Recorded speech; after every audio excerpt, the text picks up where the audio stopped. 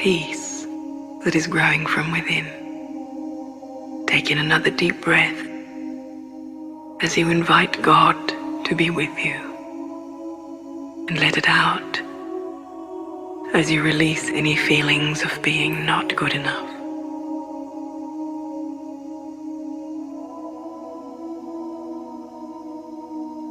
As you continue to relax, let a question form in your mind about something in your life that is concerning you at the moment.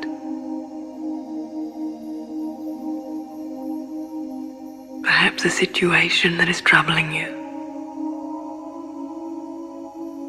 Perhaps a relationship that is in conflict.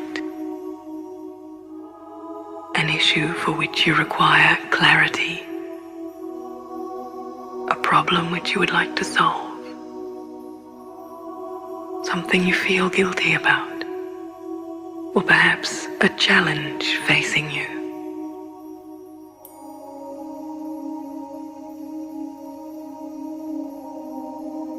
Take a moment to bring your question into focus so that you can see it for what it is.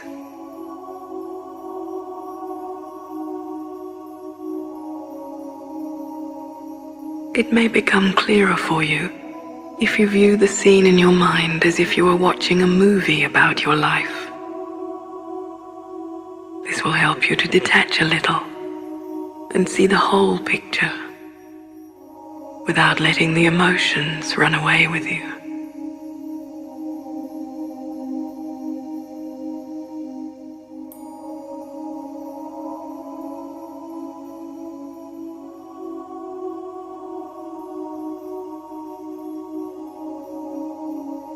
Continue to relax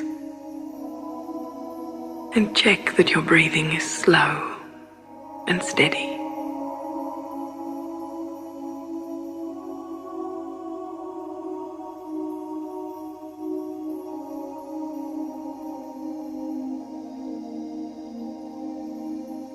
Knowing that there is always a solution, you relax even more. You are a soul on a journey through life, and situations and circumstances come to teach you, come to make you strong. Your source of strength and guidance is God, the all-powerful and wise one. Knowing that if you continue to do what you've always done, then nothing can change, you relax even more into peace.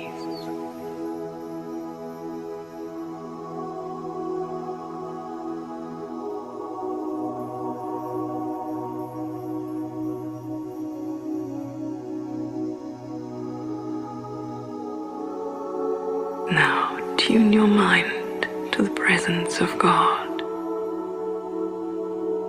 your teacher, your guide. You are seeking solutions, and you will find what you seek.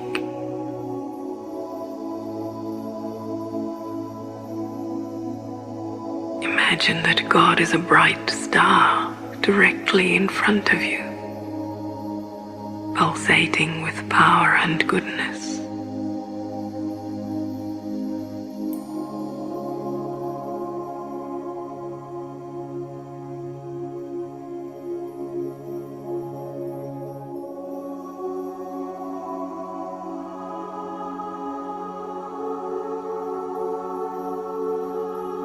As clearly as you can, present your question to God through thoughts, feelings, pictures in your mind.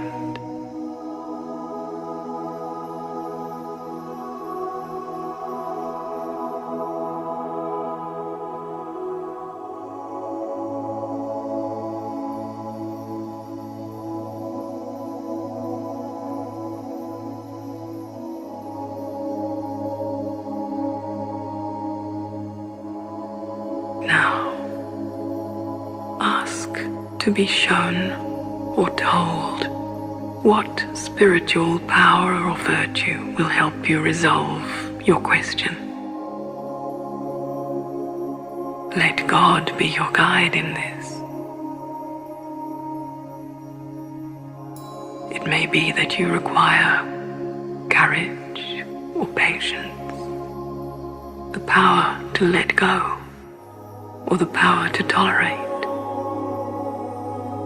You may need to forgive, or be determined, or honest, respectful, or generous.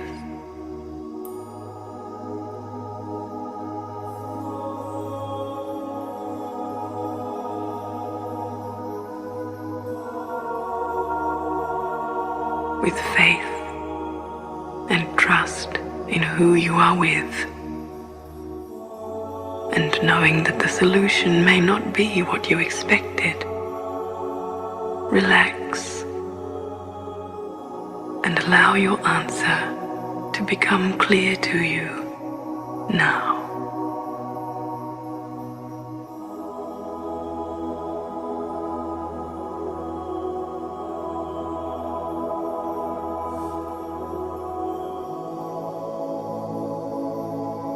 Remembering that you can only change yourself, not other people. It's okay to be uncertain of what this answer means.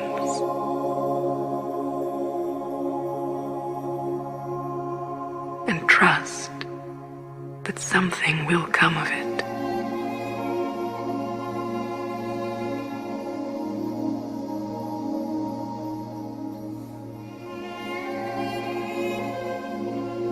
Now is the time to strengthen this power or virtue in you.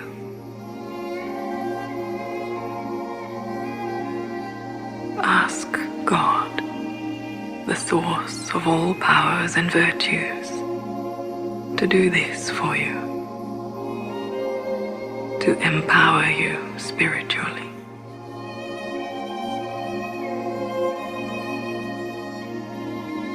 Refocus your mind on the bright star in front of you. Let God fill you with the power, the virtue.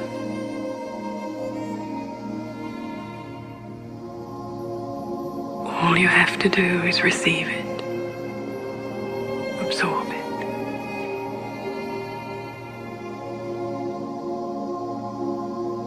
Be open to God's energy, strengthening your own powers and virtues.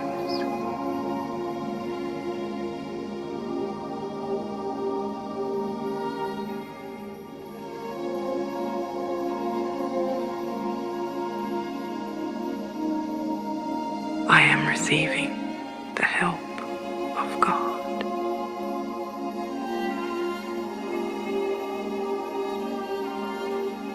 I am filling with God's power, God's virtue.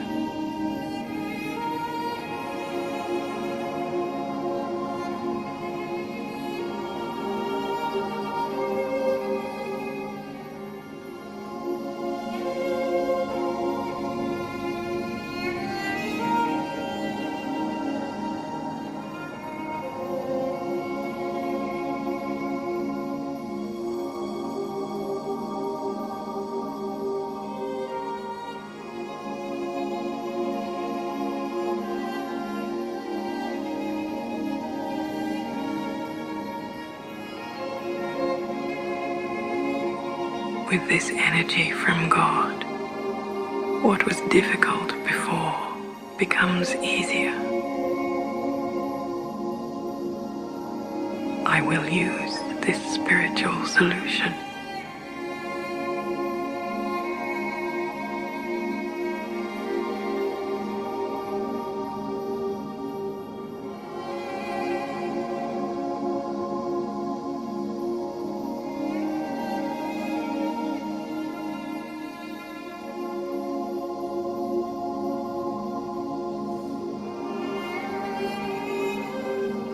with thanks for all that you have received. Prepare yourself to return to your day's activities by taking in a deep breath and letting it out as you feel your life energy reaching into your fingers and toes.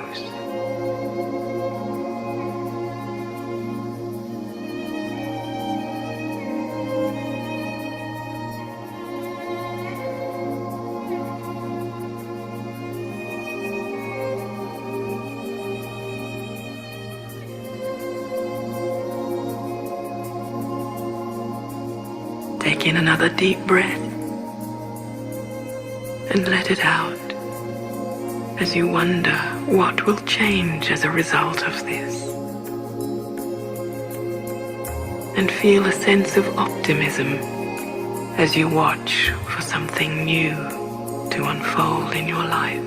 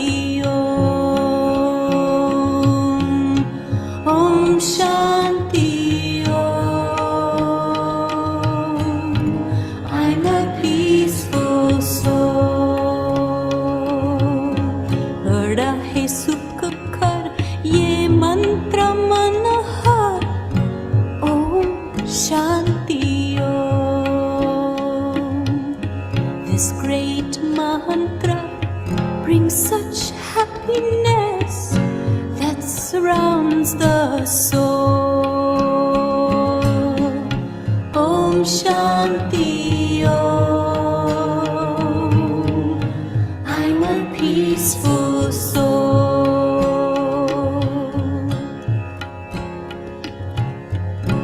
Oh, sing out the sound Om Shanti throughout the earth and sky,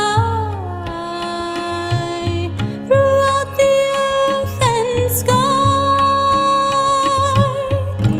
Om Shanti Om. Om Shanti Om. Sing Om Shanti, burn negativity in the fire of God.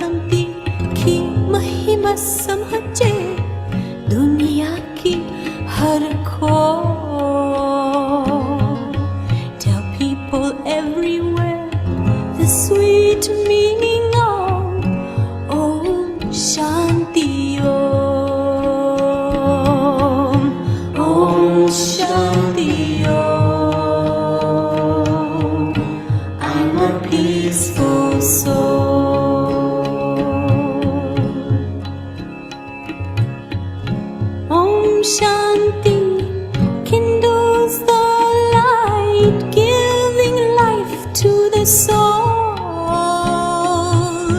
giving life to the soul. Om Shanti Om Shanti dispels the darkness of mortal ignorance. Realize you're a soul. Om Shanti Om Shanti की शक्ति से पत्थर भी होता मोम. The power of Om Shanti can melt the hardest stone. Om Shanti Om. I'm a peaceful soul. Om Shanti Om.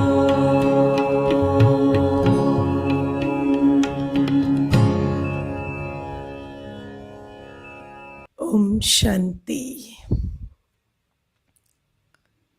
Let's sit in meditation for some time.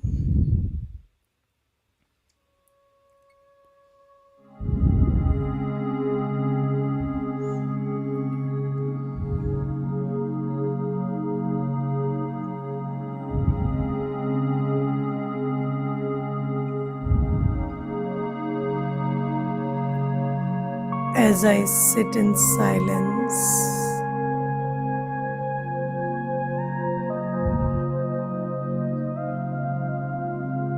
I see this body as an instrument I play.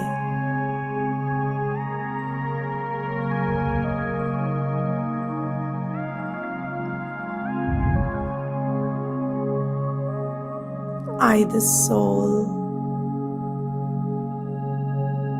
am the musician, playing this instrument all day.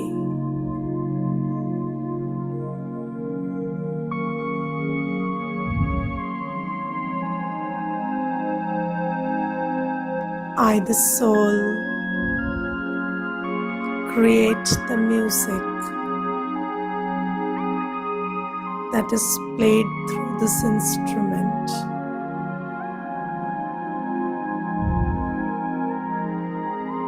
I create the words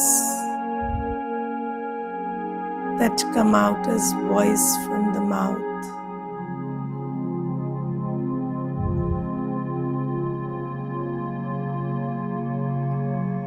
I create the music that my body manifests as my karma.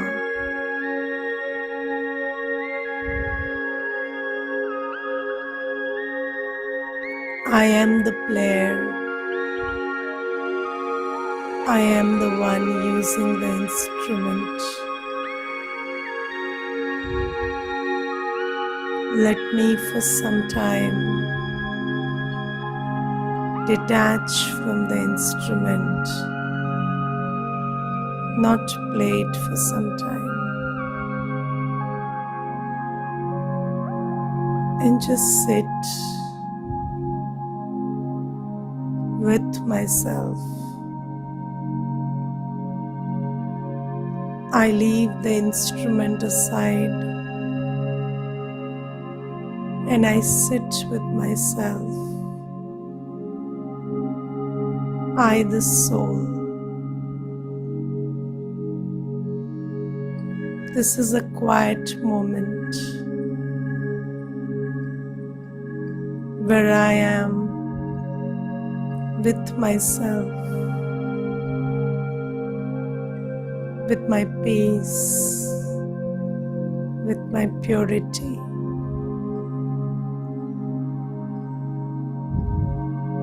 Not thinking about the music,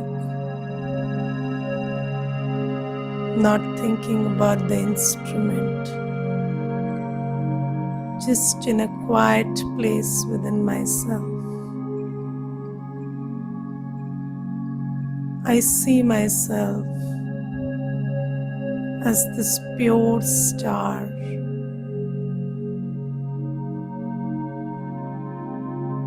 surrounded by this vibration of purity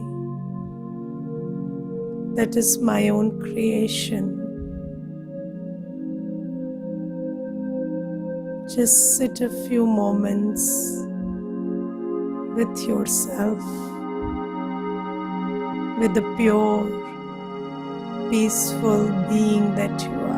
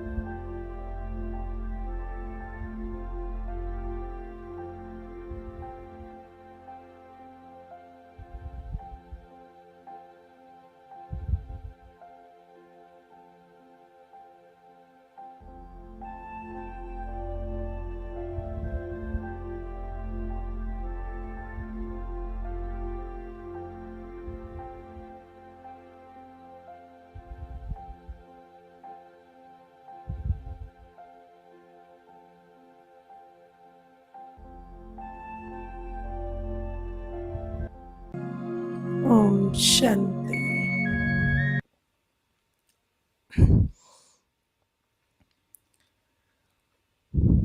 So there was this word Om in the song today that was playing. And Om means I am. And when we say Om Shanti, it means I am peace. And then who says Om? It is the soul that says Om, because the soul is peace. Everything else around you is not peace. So when I sit in this Om, I am state, so sometimes, the world teaches us to put something after that I am. So I am rich, poor, tall, short, ugly, beautiful, literate, illiterate, educated, uneducated, employed, unemployed, or Hindu, Muslim, whatever. But Baba tells us that I am is all there is to it. There is no need to add anything after that I am. And you should know I am stands for I am peace, I am purity. And sometimes just receding to the state of I am and the absolute entity that I am, the peaceful, pure, complete self that I am, which is not based on anything external, is what we need to experience from time to time. So this is about it. Now today I want to talk about, I have been telling you that Shiv Baba, or the supreme point of light, God, comes at the end of whenever all the souls have descended on earth and the population has sufficiently grown and the misery has also grown with the population. So there is this law of entropy, and the law of entropy says that everything moves from an organized to a disorganized state with time. So you can see, in very simple language, everything gets old with time. Everything loses its energy with time. So we can see that slowly and gradually in this whole world, there is this disintegrating energy and everything is getting older and older. And this law of entropy ensures that you don't need to make any effort to make something old. So you buy a new house and 10 years it takes to get old. So you don't need to do anything per se to bring something in a disintegrated state. So it reaches that state on its own. So according to this law, we change from, an organized, a powerful, a low entropy to a high entropy very gradually with time. So right now, the whole world is in a state of high entropy, and here there is lot of disintegrating energy all around. Now you need somebody to reverse this. So there has to be somebody who pulls us out of this. Now, how is the world pulled out of this? So you see, everybody wants a new world, a better world these days. But then how do you create a new world with old consciousness? So there is a very good saying, if you do what you have always done, you get what you have always got. And we are not, either we are continuing doing what we have always done, or we are doing worse day by day. So if you see so when I say doing, it doesn't only mean what we do with the hands and the body. Whatever we do in the mind, through our words, through this body, everything is a deed, everything is karma. And if you see the quality of thoughts that we are creating, or the quality of our words, so do we speak to each other in a loving or a manner that generates hope and faith and fearlessness and confidence? Or are we speaking to each other? And whenever, these days somebody calls, you say, don't know what is going to happen, and I'm really not sure, and these days you can't plan, and things are going very unexpectedly, they are behaving, there is so much of uncertainty. So the vibration of the words that we speak, the vibration of the thoughts that we are creating, and any karma that we are doing is also filled with that vibration, low vibration, either of fear or anger or hatred or disappointment or such other stuff. So we are not, so we are gradually adding to the negativity of the world every second, if you see, right? And then we are distracting ourselves with Netflix or with other stuff. And then in that distraction also, what you do is you feed in more and more of that same stuff into yourself. So again, there is violence, and there is lust, and there is fear, and there are other stuff which you're filling yourself with, or desire, or ego, or something else. So these are the things that these are the emotions, primary emotions depicted in any kind of series or movies, and then you fill that also within yourself. This is why when you sit with yourself, have you ever wondered, when you sit in silence, why can't you reach that core? So the core of the being is very peaceful. So I am always telling you that whenever you unplug, you reach that place of peace or purity within yourself.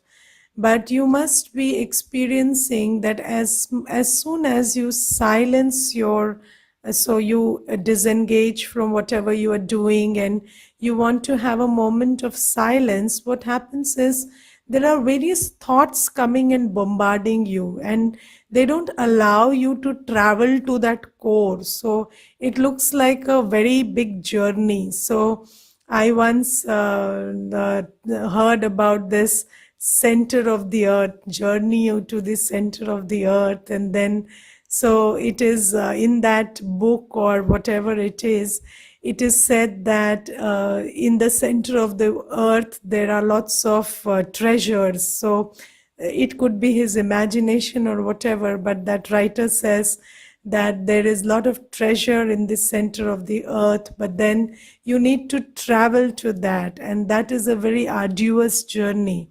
So similarly, I sometimes feel that this journey to the center of the, or the core of the soul. So you see, the soul has this core which is completely original and pure and peaceful and in a loveful and blissful state.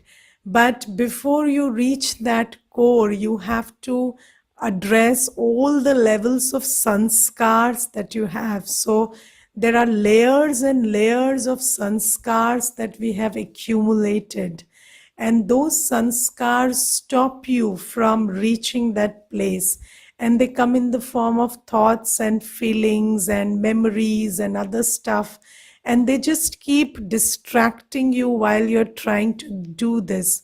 And why? Because this is the way we are accumulating all day. So all day in and day out, we are filling our inner world with this trash, and with this all these negative emotions and wasteful emotions. And then when you sit in silence, they are all coming up. So first of all, if you want to meditate, if you want to experience a state of tranquility within, stop watching this stuff. So, whatever you watch, whatever you hear, wherever you are, that is adding to that memory track, and that memory track is getting loaded and loaded, and already there are so many layers that it would take some time for you to just clean them. And how do you clean them? So you see, there is this very beautiful analogy that, let's say there is a bucket full of dirty water, and then muddy, dirty water, and then there is no way you can empty it by turning it upside down or tilting it. That's not allowed.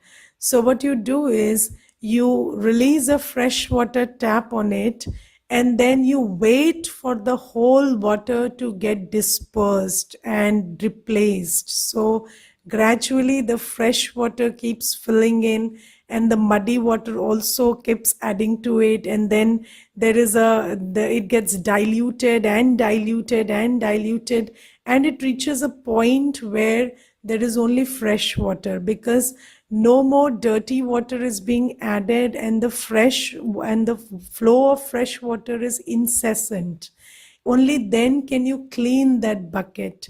So the process of cleaning these layers and layers of sanskars and memories that we are carrying is also very similar. So if you stop adding to them, and if you just keep filling yourself with this feeling that I'm peaceful, loveful, happy, and sometimes it will be the thought will be I'm peaceful, but it will not feel peaceful. But you go on doing that, you keep filling, and then slowly, gradually, this other stuff gets replaced, and it takes a lot of time, provided you are not adding to that again. So we have a tendency to be so we are always tempted to add to the stuff that is the most prominent inside us. So let's say there is sorrow. So if you have a lot of layers of sorrow inside you, then you mostly like to watch stuff that adds to your sorrow. So people who are very sorrowful will like to watch stuff or hear to stories which add to their sorrow. So you like to be in an environment that adds to your sorrow, because it kind of gives you a psychological satisfaction that your sorrow is justified. So when you see other people's sorrow and you say I identify with it, so you are basically justifying the sorrow you are carrying. But according to the wisdom that we are receiving right now, you are taking sorrow is a sin. So you have committed that sin, and then you are encouraging or supporting another one mentally for accumulating that same sin. So Baba says this is not what you need to do. Or if there is anger in somebody, then they would always like to watch or hear stuff that justifies anger, and they like to see a play or a movie where there is a lot of violence, and then that violence is portrayed as being right, and then they kind of justify their own anger seeing it. So we always have a tendency to watch or hear stuff or act out of that stuff or be in an environment that kind of justifies that stuff. So we are basically deepening those layers by doing that. So we need to stop doing that, and we need to refrain from this extra overdose of everyday, emotional intake that we are taking. And then what we need to do is we need to sit in silence and just see that this stuff is cropping up, because that is what is stored inside. But nevertheless, you just keep reminding yourself that the core is beautiful, the core is peaceful, and have your attention on the core and keep moving there. And slowly, gradually, with this practice, you will reach a day when you just sit and you're peaceful, when you don't even have to create a thought or don't have to make that pathway to peace.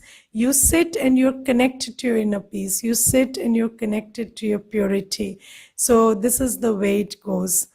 Now you see, until and unless this changes, then whatever we do, whatever we are attracted to won't change. And our karma is creating the collective consciousness out of which this whole world is continuously created and recreated. So I told you, God doesn't operate the world, God doesn't create the world. It is our own collective consciousness which is responsible for this state of world. Now, if the world needs to change, our consciousness needs to shift. But our consciousness is like the cage we are in. So we can't see beyond our consciousness. So so my consciousness is actually creating my perception. So how can I see beyond what I can't see? So that is where the whole paradox lies. So I am caged by my own consciousness. I am limited by my own consciousness. So I can't see what is not there in my consciousness. So this is why God needs to come and show us what lies beyond. So every day, you see, from the day you have started attending these classes, I am every day trying to, create a word picture of, or trying to send you some video or some stuff or something or the other of a state of mind, of a state of being, of a state of action which is very different from your current state. And then it takes a lot of maneuvering to pull a present consciousness into that state. So who is it that is going to make that whole effort? So that person has to be in soul consciousness. That entity himself has to be pure and untainted, and that entity has to be in that higher consciousness. And that entity has to make that much of effort for us. So it's not easy. You see, I once wanted to learn a language, and then I was very inconsistent. So one day I would go for the class, and next day I would not go for the class, and the third day I would be late for class. and then the teacher gave up on me. So and then for 5 to 6 days I had the courage to go and approach the teacher and beg and plead that you please teach me. But then after 5 to 6 days, when the teacher gave up on me, and I had already given up on myself, so that process stopped. So then I felt that I can never learn a language because this is how it is going, and I lost faith in myself. So there is a very good saying that God is the only one who doesn't give up on you when you give up on yourself, and there is nobody else who will persist with you when you give up on yourself. Nobody. So when you are making the effort, then yes, there will be people, and those people will also be the nice ones around you who won't give up on you when you are not giving up on yourself. But if you give up on yourself, then nobody persists, or nobody takes charge of you. But it is God. So even if you come late or you miss a session or something, God never says you can't attend another session, or you have to stop this spiritual study, or you are not eligible. So I have been a student for 12 years, and God has made me a better and better student every day by having that faith that I didn't have in myself. So this is something that only God does. So God is in that higher consciousness, and God is the higher consciousness, because he never gets into low consciousness, because he doesn't come into this cycle of birth and death.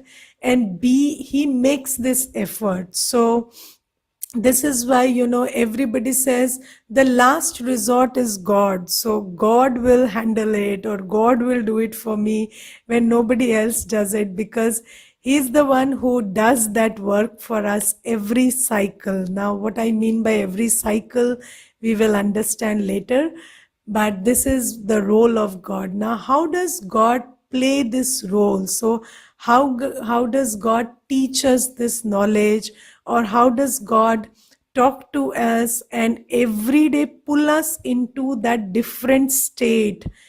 So we are living in this material consciousness, and then there is the spiritual consciousness, or the dimension where you are just a soul and everybody is just a soul, and the rest, everything that is created is just conditioning. So but you need somebody to daily remind you and daily pull you into that. And it is a very, very what do you say, it's a very consistent process. So you can't expect to attend a class in a week, or so basically there is no holiday on a Sunday also in centers.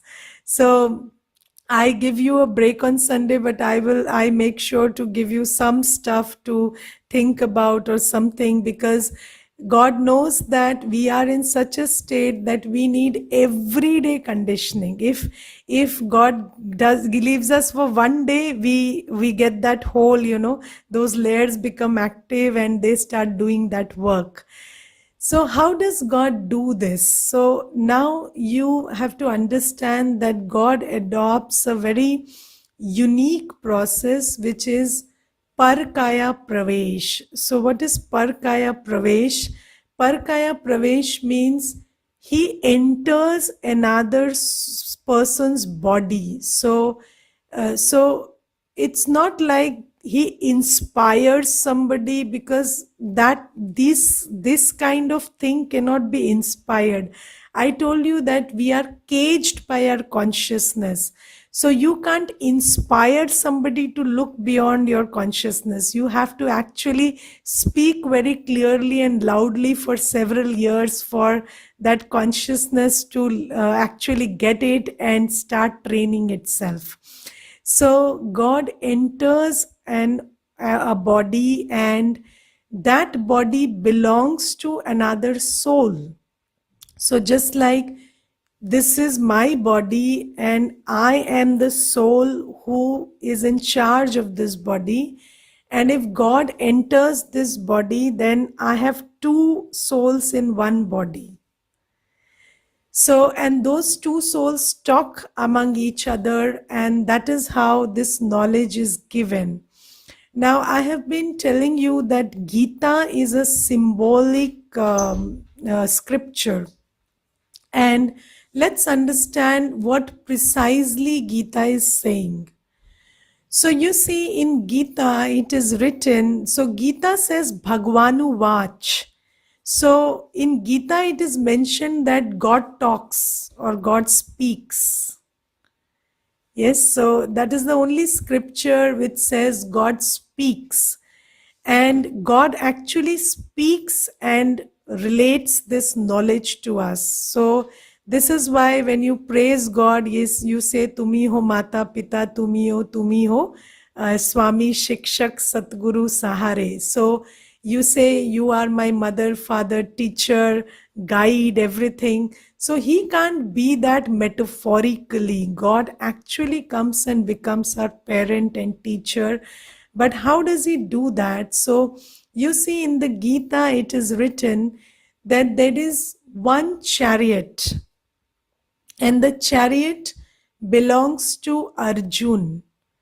And you know what the word Arjun means?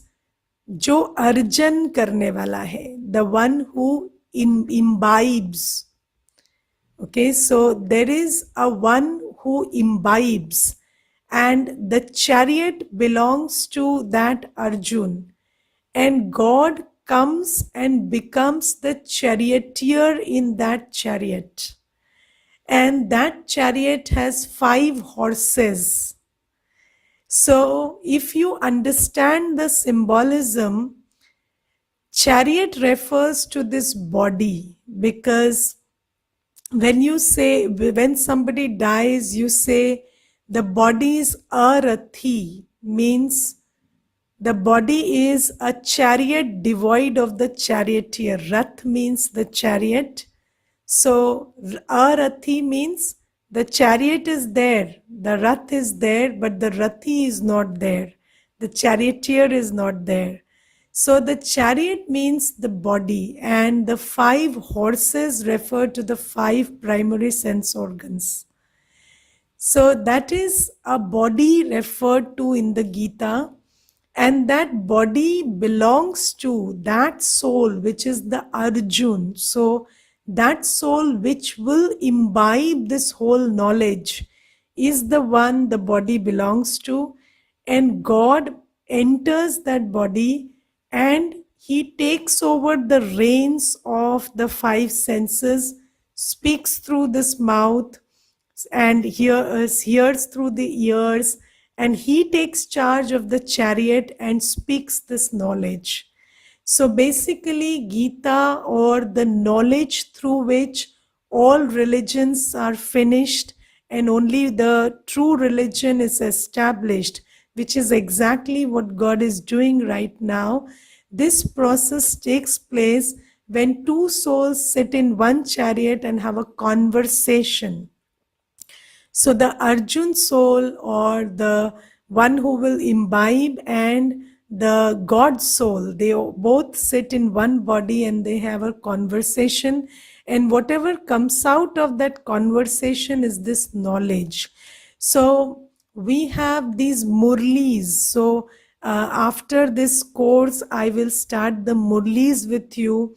And the murli is what God spoke through that body. And whatever you are listening in this class is based on the information that we got from the murli. So we are not referring to any scripture or any scientific book or any human creation when I am talking to you about anything in this class. Whatever I am telling you is based on those murlis. And those murlis were spoken when God's soul, God the Supreme Soul, entered the body of the Arjun soul, and he named him Brahma. Now, we will talk about this whole Brahma thing, but so, we say we are Brahma Kumars and Brahma Kumaris. So, what is a Brahma Kumar and a Brahma Kumari? So, a Brahma Kumar or a Brahma Kumari is a person, is a soul who God Shiva adopts through the mouth of Brahma. So, the one who he enters in is called Brahma. So that soul who did God speak to in the Murli? So I will tell you. So who is this? Who is this one who I'm calling Brahma or who I'm calling Arjun? He is a person who lived in Sindh, Hyderabad, which is now in Pakistan. So in 1936, when India was undivided, at that time there was this person, Dada Lekhraj, and Dada Lekhraj lived in Sindh, Hyderabad, which was in Pakistan. And then when God entered this body, then Dada started doing a satsang, and in and around the people who lived there, in and around him, used to attend that, and God started speaking through his mouth in those satsangs. And you know what was the beauty of those satsangs? You see, these days, God has spoken from, so you see, 1936, God started speaking. And now it's 2020. So it's been, what you say, 84 years, right? So 84 years God has been speaking.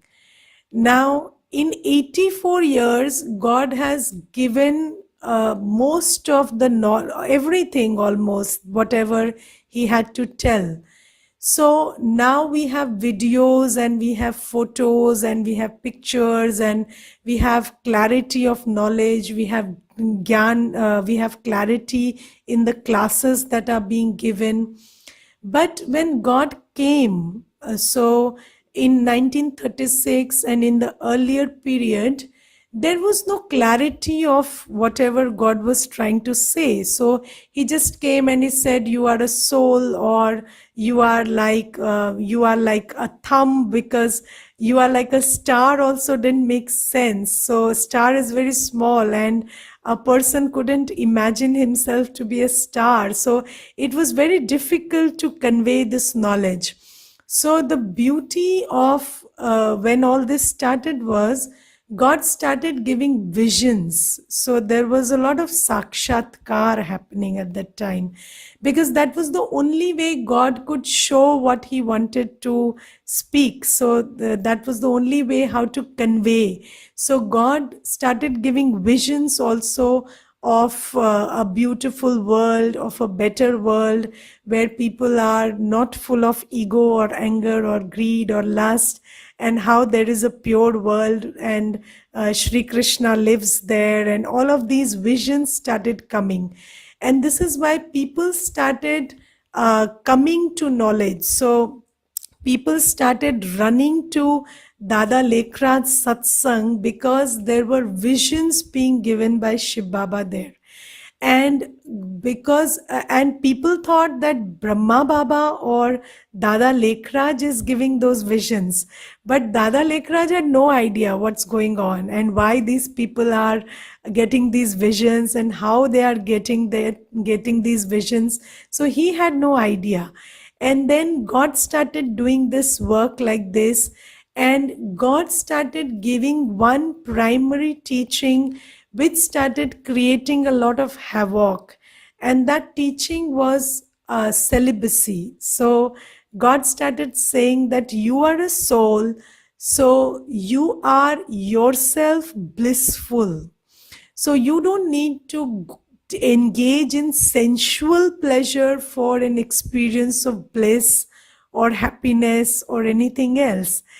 And when this started happening, and because these people who used to come, they had already experienced the charm and the light, and they were so drawn to God, they started practicing celibacy outright. And when this started happening, then there was a little upheaval in society. And then there was discord, and people started saying that this cannot go on, because in a normal household or a normal life, you cannot practice celibacy while you're married and other stuff. But see, God is not interested in whether you're married or not married. He is talking to the soul. So he says, you, the soul, are pure in nature, and whatever you are indulging in now is conditioning. So you will have withdrawal symptoms, but that doesn't mean that is your basic nature. So then God started speaking in this manner. So this is how everything. And then because there was this whole what do you say, this resistance from some members of the society, then whatever you resist will become more and more powerful.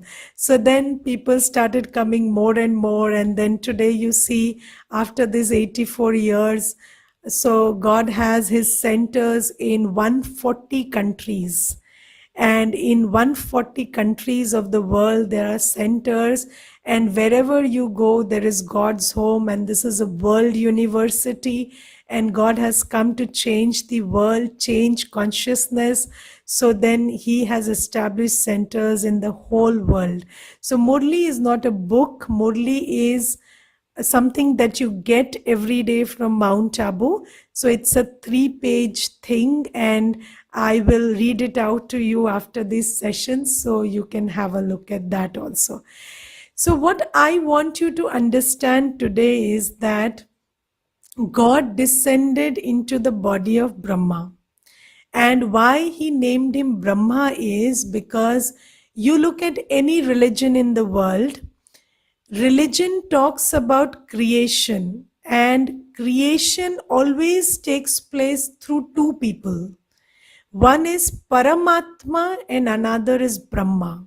So in Hinduism, you say Brahma ke dwara sthapana. So through Brahma. So who does it? So God Shiva does it through his instrument Brahma.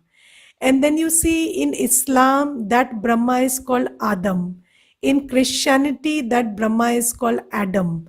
But there is always a mention of one human who collaborates with God and does this work. And I will tell you some quotations from the Shiv Mahapuran. And I had never read the Shiv Mahapuran before I took this knowledge.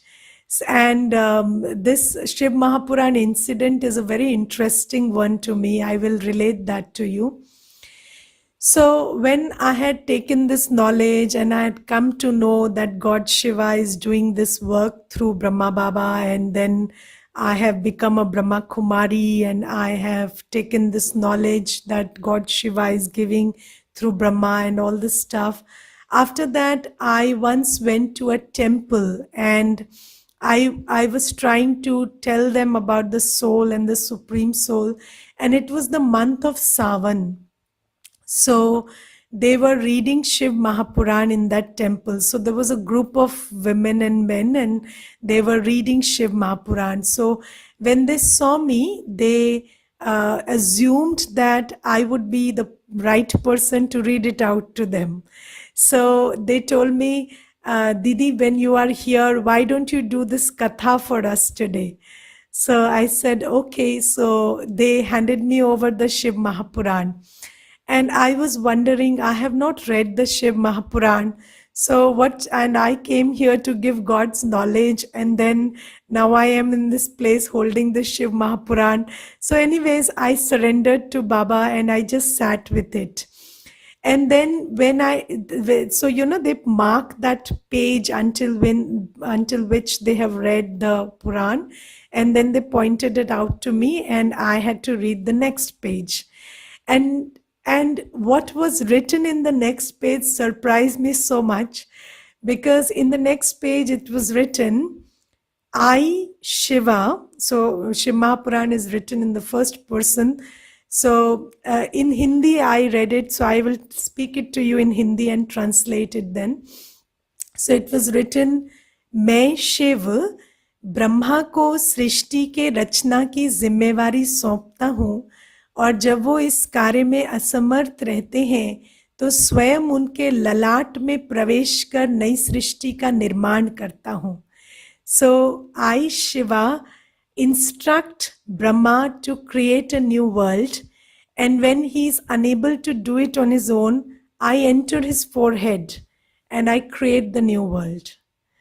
And this is exactly what I know that God does. So God comes, and where the soul sits, God also sits and collaborates with the soul and creates the world. And it was such a wow moment for me. And then I just related the whole Gyan, and I introduced them to who Shiv Baba is and who Brahma Baba is and all that.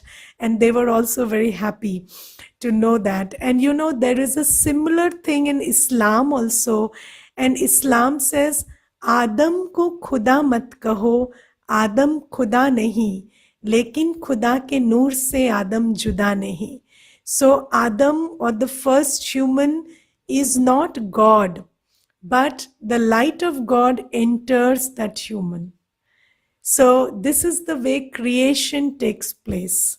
So this is written in the scriptures, and this is what practically God does and how he creates the new world. So we must understand a little about creation here. So when we say creation, I told you that this world is never created, never destroyed, because all the three participants, souls, matter, and God, are eternal and imperishable. So when we talk about creation, I told you that from low entropy to high entropy is very easy. According to the law of entropy, everything gets old. So when we talk about creation, it means creating a new world from an old world by shifting consciousness. So we are not creating the world, we are creating Satyug. So now we are in Kaliyug, which is the age of low vibrations. And then from here, creating the new world based on new consciousness is what God does. God doesn't create from nothing. He renews from old to new. Okay, so and this takes place through Brahma. And I would like you to think about it and let it sink in. And tomorrow we will understand why this soul. Why is this soul Arjun? And why are you who you are? And why am I who am I? And we are not changeable or interchangeable. We are who we are.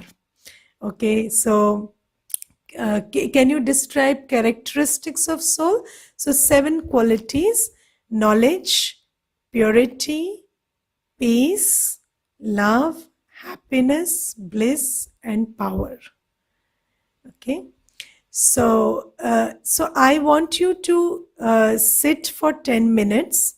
I will play a video, I will screen share, and you see that video. It has all that we have studied until now in video form.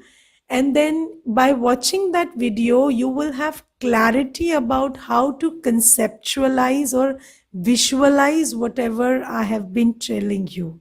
Okay, so just have 1 minute of patience and let me share the screen with you.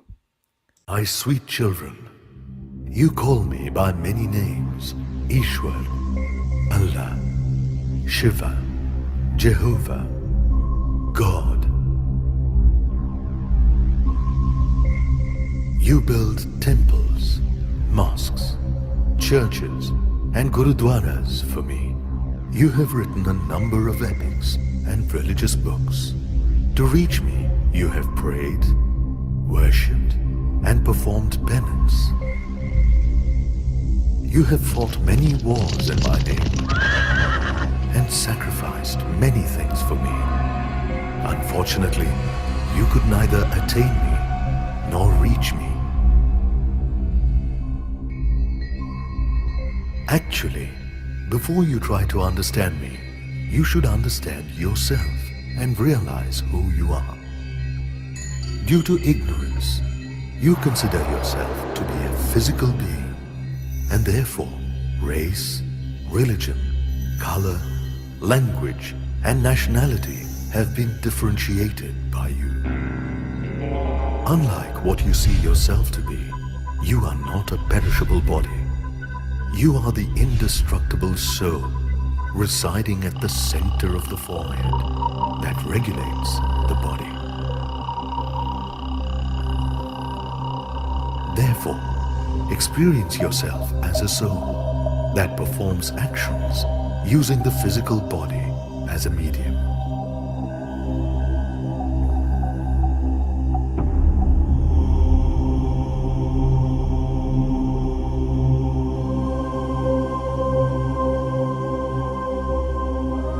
Now for a few moments, detach yourself from all worldly matters and their environment.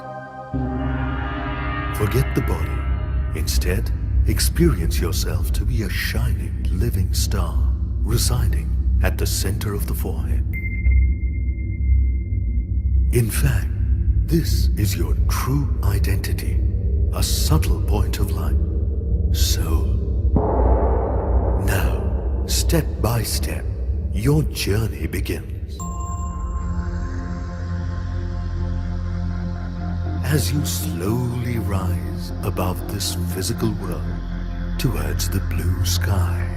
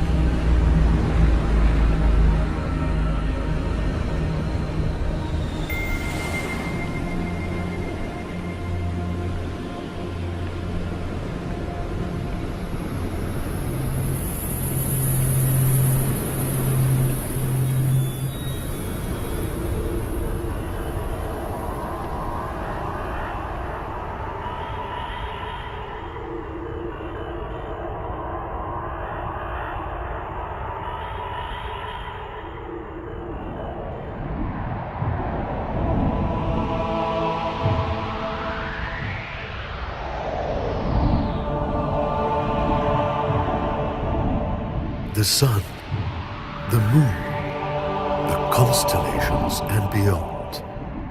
Now you have reached the brightly lit golden world. It is the world of souls that we call the Brahmalok, Shantidham, Muktidham or Paramdham. This sweet, silent world is the original abode of you souls, as well as me, the Supreme Soul. I am the Supreme Father of you souls, Shiva. Like you souls, I am also a very subtle point of light. Despite being so small, I am an ocean of knowledge and virtues.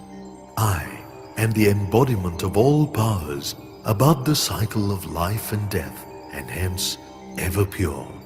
All you souls are my dear children. In the beginning, you souls were also living in Paramdham along with me. Later on, you played your role of birth and action in this eternal world drama stage after you were incarnated.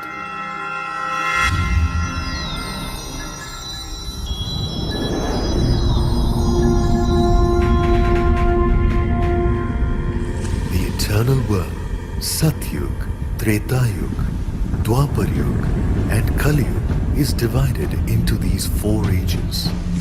The duration of each of these ages is 1250 years, and therefore the entire cycle of creation is 5000 years long. This cycle keeps repeating every 5000 years. In the beginning of the Kalpa, all creatures and the 5 elements of nature were pure. During that age, the world was filled with happiness, peace, and bliss. This was the period that was known as Golden Age and Silver Age, where you lived like gods and goddesses. This period of 2500 years is called Swarg, Vaikunth, Bahisht, Jannat, Paradise.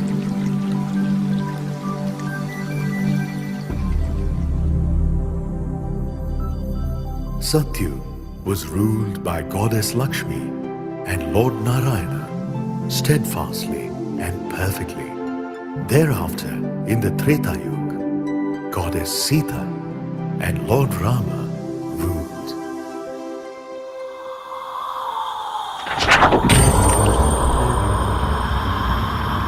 In Dwapar Yuga, due to body consciousness, you started indulging in the 5 vices and began losing your powers. During this period, many religious leaders descended and established their religions. Initially, these religions were founded to unite the human race and guide them towards the right path. Now, in this Kali Yuga, or the age of conflicts, the 5 vices have reached their peak. Therefore, all 5 elements are polluted and you have been deprived of peace and happiness. Consequently, to get salvation from this swamp of sorrow, you have begun to seek me. Yada yada hi dharmasya glanirvhavati bharata abhyutthanam dharmasya tadatmanam srujamyaham paritranaya sadhunam vinashaya cha dushkrutam dharma sansthapanarthaya sambhavami yuge yuge. Whenever there is abuse of religion and increase in irreligiousness and unrighteousness, then to re-establish the right religion and a new world order, I reincarnate on this earth. This age of divine and holy reincarnation is called Sangam Yuga. The confluence of Kali Yuga and Satyug is very benevolent. As narrated in the Gita, I have already incarnated in Bharat. By entering the physical medium of Prajapita Brahma, I am performing the noble act of purifying you souls by teaching godly knowledge and easy Rajyoga. Now, forget your body and its relations, and with the awareness of the self as a soul, remember me, the Supreme Soul, your Supreme Father.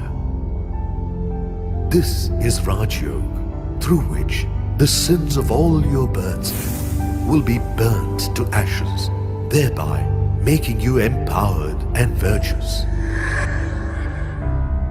Remember, the 5 elements of nature are awaiting this accomplishment of yours.